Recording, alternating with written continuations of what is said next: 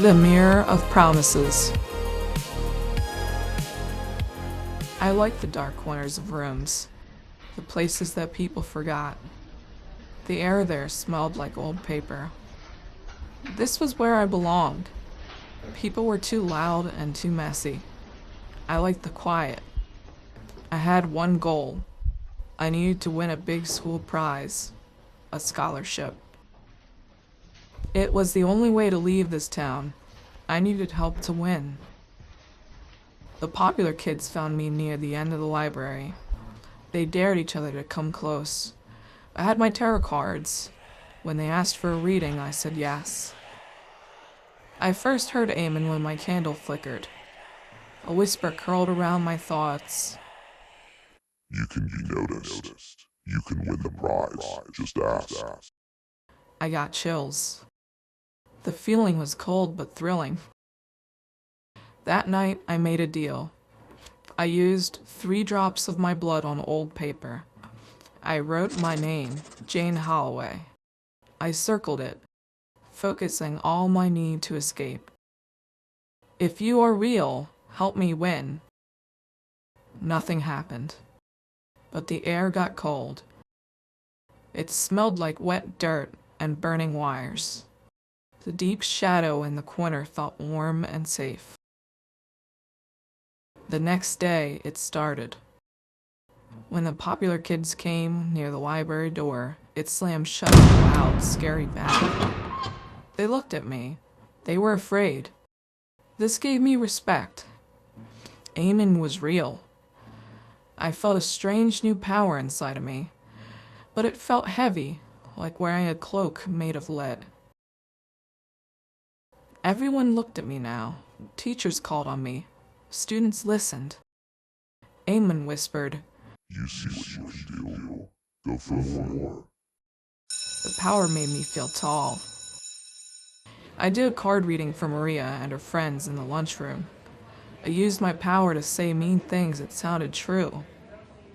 I picked the flaws they kept hidden and spoke them out loud, but with a smile.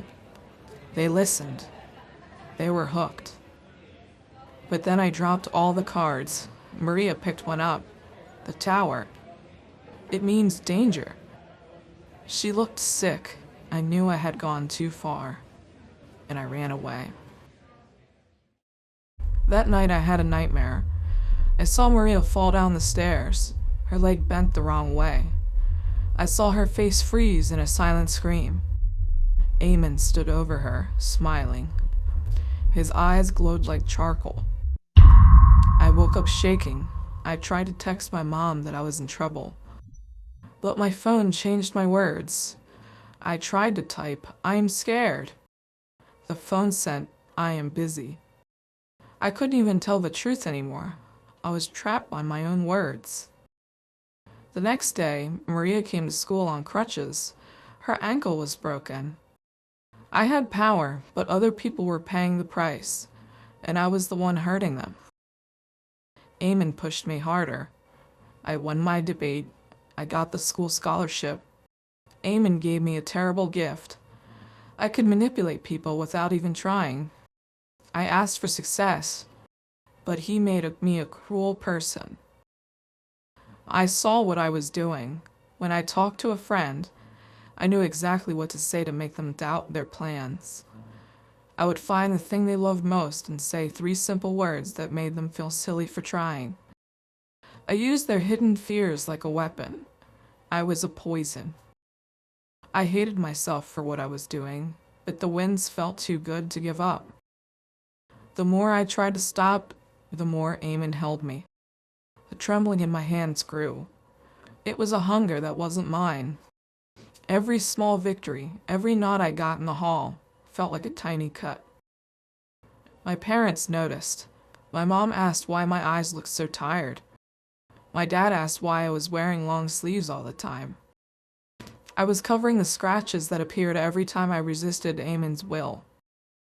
Sometimes they were deep, thin lines, like a claw had raked across my skin.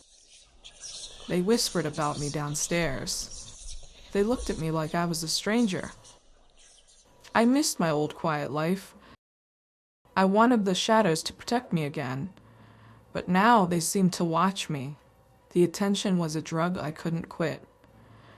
I tried to hide in the dark corner of my room, but the shadow now felt too thick, too close. It didn't feel safe anymore. It felt like a cage. Time started to skip. I would blink and be in a different place. The dark locker room or the back of the gym. I would lose minutes, sometimes hours.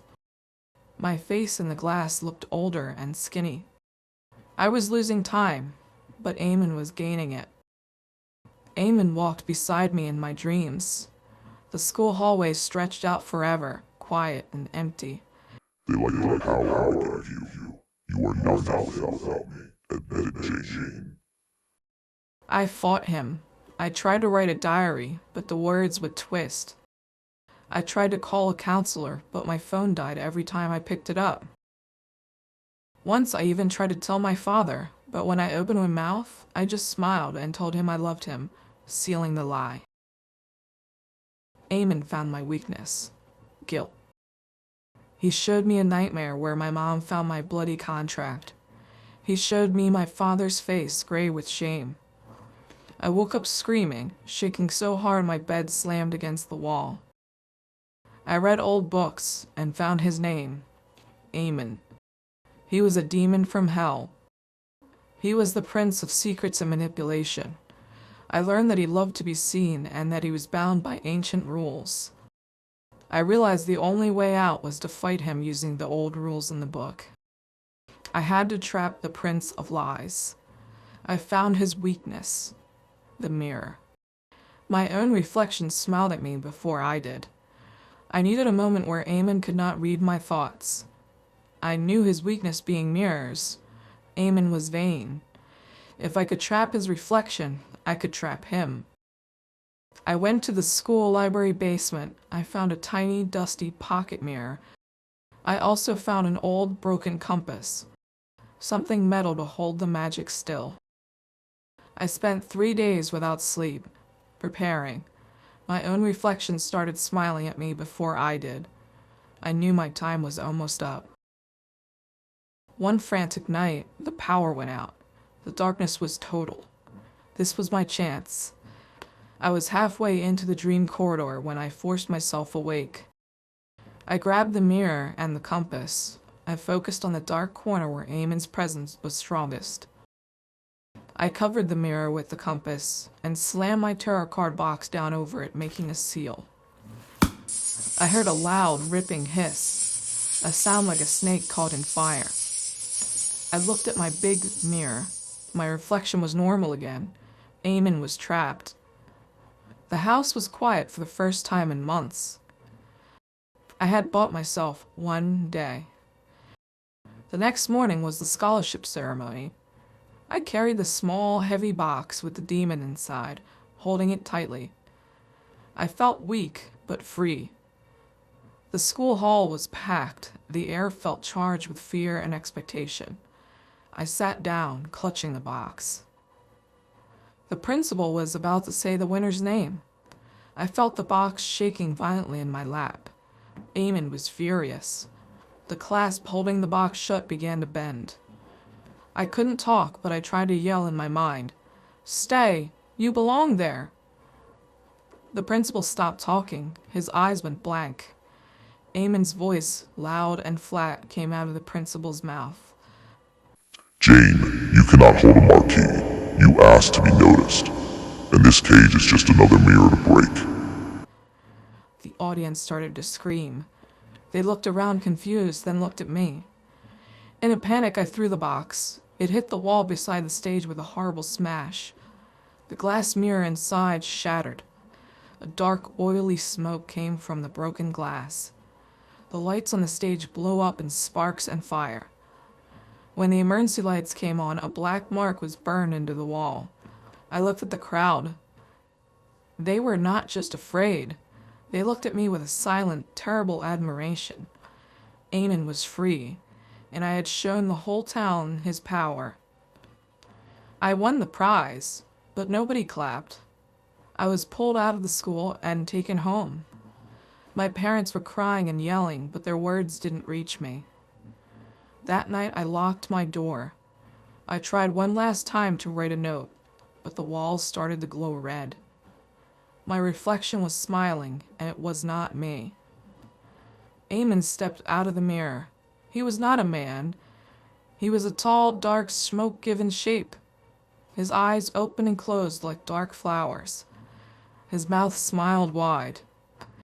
You wanted power, Jane. You have it. They will remember you. You will never be forgotten. I tried to scream, but my mouth was frozen. My thoughts folded into his voice, into static, into nothing. My body twisted and seized. I felt my mind fold away from my body, collapsing into a small, cold corner. And then I heard a key turning in my bedroom door. It was my parents. I heard my mother scream, but I couldn't tell them I was still there. I woke up, but I wasn't really awake. The world was blurry and distant. I was in a hospital bed. My arms were tied down so I couldn't hurt myself. My parents were there, their faces worn out and gray. They talked, but I only heard faint, watery sounds. My voice was gone. Eamon laughed inside my head. You wanted to see the other side. Now you live there, forever. I have the keys to your cage. Days turned into months. Medication made everything slow and foggy. I watched from the back of my eyes as my body stayed still in its quiet cage. I screamed in my mind, but my thoughts just came out as whispers. Only Eamon could hear. The town whispered about me. They said I was possessed by the demon I tried to summon. Sometimes the hospital mirror flashed. I would see myself smiling with black, knowing eyes. Eamon was still here, ruling from inside my skull. He never left. I was trapped. A silent prisoner in the body I traded for attention. No one talks about Jane Holloway in the daytime, but the fear she left behind changed the town forever. The school banned the tarot cards. The library burned down. Teachers quit without notice. The churches filled up. Parents held their kids tight. They called Jane a warning, a ghost story to keep kids from being too ambitious or too strange. But the students made a legend. The old hallway mirror near the scorched wall became the spot. Workers said they couldn't remove it. Every time they tried, the glass would break, but the shards would not cut anyone. It was protected. When the light hits it right, people say they see a reflection that isn't theirs. A pale girl moving her mouth without sound, forever trapped between worlds. The story spread fast. Say her name 3 times in that hall, and a reflection will smile. Ask her what she sees, and she will whisper you your future, but never the whole of it. The town got quiet. Stores closed. Churches grew bigger. Outsiders called it bad luck. Locals called it the result of Jane's curse. A nurse at the hospital said she could hear Jane's voice at night, speaking a strange, ritualistic language. The lights always flickered. The nurse quit. When the wind blows through the town now, people shut their curtains. They say the sound carries her whisper. And sometimes just before dawn, if you wake up fast from a nightmare, you feel something watching from the corner of the room. Not cruel, but patiently waiting. If you look into a mirror right then, you might see a girl smiling faintly back. Her lips form a name you almost recognize. And if you listen closely, you'll hear her whisper, "You called me, remember?" Become an initiate. Like, share, subscribe, comment, and join the circle.